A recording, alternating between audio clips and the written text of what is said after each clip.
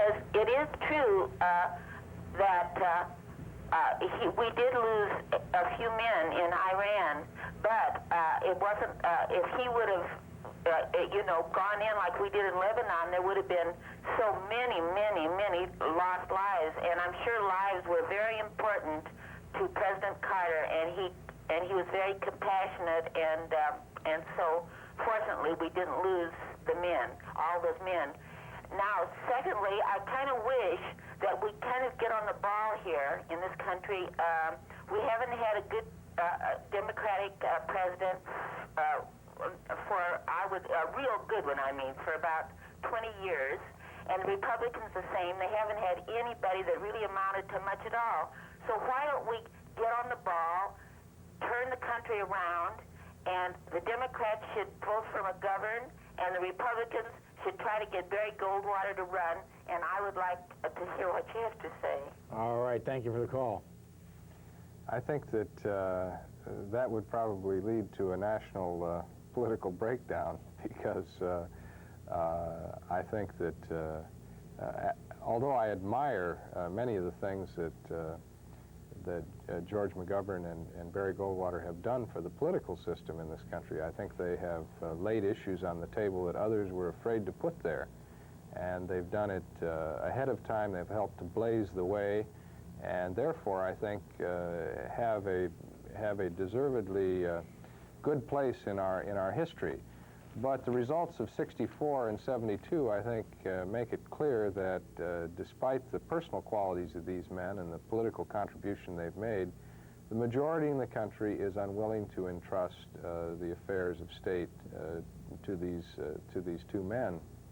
And if they were to run in a standoff against one another, I think that it would be a very ideological and vitriolic campaign that really would make it difficult for the winner to govern the country.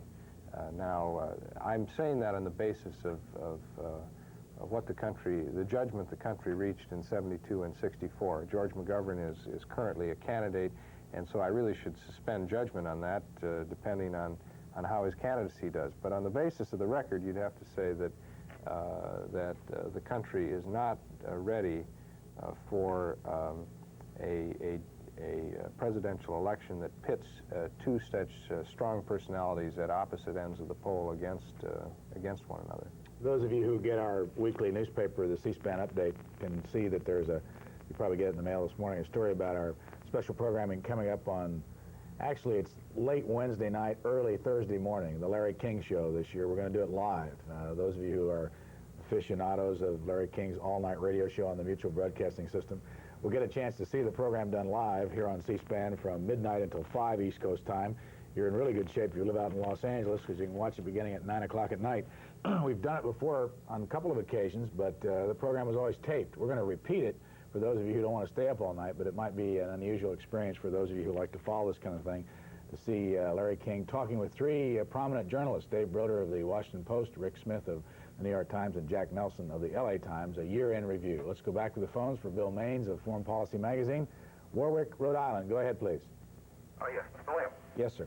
I'd like to get back to the issue on foreign policy in Lebanon.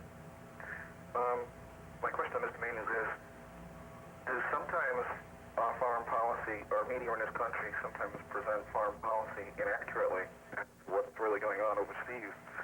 I know people in Europe, and especially in the Middle East, complain about the fact that our media in this country do not really present the facts as accurately as they really do happen over there. And my example is like in Lebanon, when Israel invaded Lebanon, it was at the time that the England and Argentine War was taking place. And it might have been at that time that Mr. Begin had chosen to invade Lebanon to take, attention off the fact that he was invading Lebanon while there was a war going on in Argentina.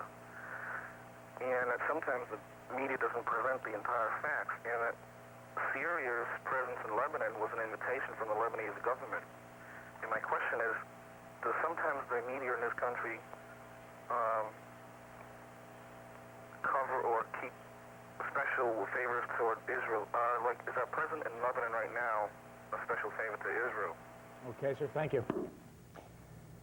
Well, I have two comments. One is I don't think that the media does a good enough job in covering foreign policy issues, but I do think that we have one of the best medias in the country. I mean, in the world. In the world, I mean, in the world.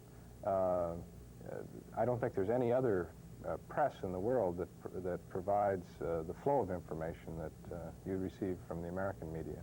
Well, Maines, we'll take a look at the hearing room. It looks like John Dingell is getting ready to start this hearing, which should go on most of the morning. It's about the Environmental Protection Agency, and this is the House Energy and Commerce Committee. I can't see if let's go to the hearing room and let Mr. Dingell describe to us what he's talking about this morning. The act of quoting in part from the opening statement. Without objection, the entirety of the statement will appear in the record.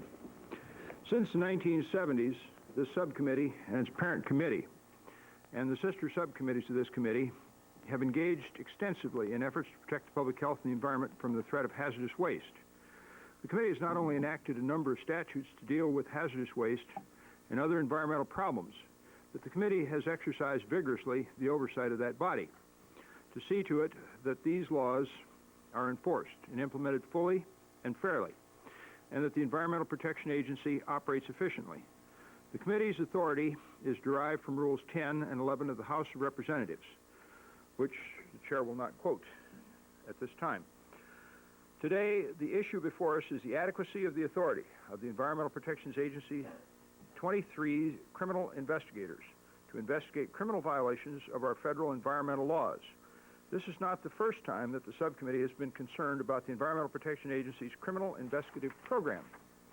Indeed, 4.5 years ago, in May 1979, Assistant Attorney General James Moorman, representing the Department of Justice during the Carter administration, testified before this subcommittee concerning the serious need for Environmental Protection Agency to have law enforcement investigators comparable to that of customs agents and FBI.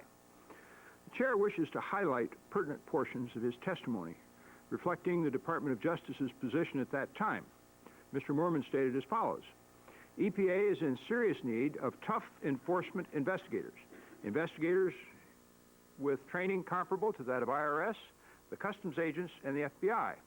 While a high degree of specialized technical knowledge is also necessary for these investigations, I believe that fundamental investigative techniques and good investigative instincts are equally or more important. These investigators are needed not only to identify sites and their content and owners and operators, they're also needed to ferret out the elements of organized crime that are alleged to be involved in hazardous waste pollution. They must be willing to deal with the entire range of civil and criminal problems, from the white-collar malfeasance committed by corporate executives in the disposal of hazardous waste to the organized crime types who are involved with the midnight dumping of hazardous waste and toxic substances into our rivers, our lakes, our wetlands, our sewers, or any other convenient location. Since that time, the subcommittee has scrutinized the Environmental Protection Agency's progress in creating and staffing such a unit at hearings on November of 1981 and April of 1982. In October 1982, EPA's criminal enforcement program became fully operational. However, the 23 criminal investigators who operate out of 5 Environmental Protection Agency regional offices have not been provided with law enforcement powers. That means they cannot stop a truck to check its manifest. They cannot prevent ongoing illegal activity. They cannot arrest violators. They cannot possess a warrant to protect themselves, and they cannot execute search warrants. For almost a year, the investigators operated without this authority, while the Environmental Protection Agency studied whether the absence of law enforcement was causing significant operational problems for the program and safety risks for the investigators. In July 1983, Mr. Ruckelshaus, the new administrator of EPA, who previously was Deputy Attorney General of the United States, after a careful review, concluded that the EPA's criminal investigators needed law enforcement powers. As a result, by letter dated July 7, 1983, the Environmental Protection Agency formally requested the Department of Justice to deputize Special Deputy United States Marshals, all of the criminal investigators employed by EPA. No action was taken by the Justice Department, and on September 22nd, the EPA reiterated its request. To date, the Justice Department has continued its foot dragging and appears to have failed to honor Mr. Ruckelshaus' request. The chair observes that great vigor was discernible on the part of the Justice Department in opposition to provisions of law which would have given these additional authorities to EPA. One must inquire why we have such massive vigor on the part of the Department of Justice in connection with that sort of activity, and why vigor in affording law enforcement authorities to the Department of Justice is so deficient inside the Department of Justice, and we will afford them quite an adequate answer this morning to respond to that question. At Mr. Ruckelshaus' swearing-in ceremony on May 18, 1983, President Reagan identified vigorous law enforcement as one of the 4 top priority agencies of immediate concern. The Justice Department's lack of cooperation and failure to act on EPA's request for needed authority to make criminal enforcement of our environmental laws more effective continues to raise serious questions about the commitment of the administration, or indeed about the behavior of the Justice Department. I should note that the Justice Department's lack of cooperation during the present administration is something quite familiar to this subcommittee. Today, the subcommittee will look forward to hearing directly from EPA officials responsible for criminal investigative programs and some of the criminal investigators regarding their experiences over the past 15 months operating without law enforcement authority.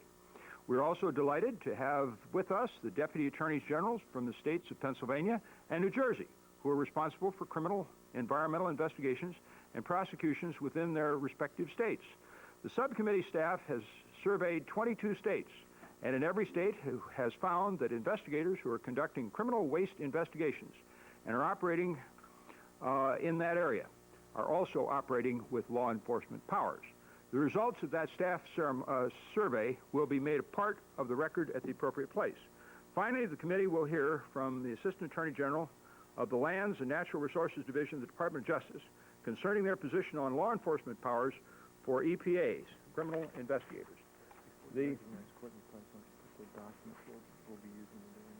Without objection, the chair will place in the record at this point a number of documents prepared by the staff and a number of documents prepared by the EPA, together with correspondence between the committee and different agencies of government. The chair inquires, does my good friend, Mr. Sikorsky, have any comment at this particular time? The chair announces that that we have a panel here, and the chair will ask that our panel start on your left and my right, ladies and gentlemen, and identify yourself, starting first with Mr. Halkias, if you please. Yes, my name is Louis Halkias. I'm the Special Agent in charge for U.S. EPA's Office of Criminal Investigations in Chicago, Illinois. If you please. James Prang, I'm the Special Agent in charge for EPA's Office of Criminal Investigations in Seattle, Washington. Mr. Stakely. Terry Stakely, Supervisory Criminal Investigator here at headquarters in Washington, D.C. Mr. Price. I'm Courtney Price, the Assistant Administrator for the Office of Enforcement and Compliance Monitoring at EPA. Mr. Gallagher. I'm Thomas Gallagher. I'm the Director of EPA's National Enforcement Investigation Center, which manages the criminal investigation program. Mr. Graff. I'm William Graff. I am Chief of Criminal Investigations, stationed in Washington, D.C. Ms. Wells. My name is Keith Welks. I'm the attorney in charge of Pennsylvania's Toxic Waste Investigation and Prosecution Unit. The chair observes Mr. Madonna is not yet with us. We will have him introduced in appropriate fashion on his arrival. Ladies and gentlemen, the chair observes that the uniform practice of this committee going back to the first day of its first chairman has been that witnesses would appear under oath. Is there any objection on the part of any of our witnesses today to being sworn? The chair also advises that it is the right of any person appearing before this committee, because we do have our witnesses appear under oath, to be represented by counsel. Do any of you desire to be represented by counsel today?